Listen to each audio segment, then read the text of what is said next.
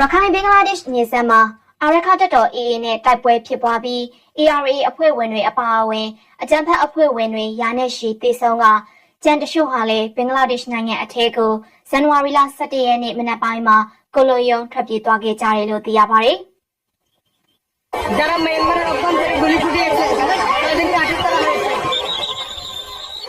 အခုလိုထွက်ပြေးလာတဲ့အကြမ်းဖက်အဖွဲ့ဝင်တွေအထက်က52ဦးကိုဖမ်းဆီးရမိခဲ့တယ်လို့ဘင်္ဂလားဒေ့ရှ်ရဲတပ်ဖွဲ့ကထုတ်ပြန်ထားတာကိုကိုးကားပြီးဒေသရင်းသတင်းဌာနတစ်ခုဖြစ်တဲ့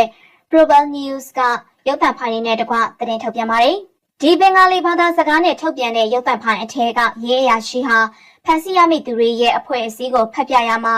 ARA အဖွဲ့က29ဦး၊အာဆာအဖွဲ့က3ဦး၊RIM က18ဦးနဲ့နောက်ထပ်အဖွဲ့အစည်းမရှိသူ2ဦးစုစုပေါင်း52ဦးတို့ဖြစ်ကြတယ်လို့ဆိုပါတယ်။ဒီအကြမ်းဖက်အဖွဲ့အစည်းတွေဟာဘင်္ဂလားဒေ့ရှ်နိုင်ငံအတွင်းကနေရခိုင်နယ်စပ်တစ်လျှောက်မှာရှိတဲ့အာရခတပ်တော် AA ရဲ့တပ်စခန်းတွေကိုတွားရောက်တိုက်ခိုက်ရမှာအကြအဆုံးများစွာနဲ့ဘင်္ဂလားဒေ့ရှ်ကိုကိုလိုယုံထွက်ပြေးလာကြသူတွေအထက်က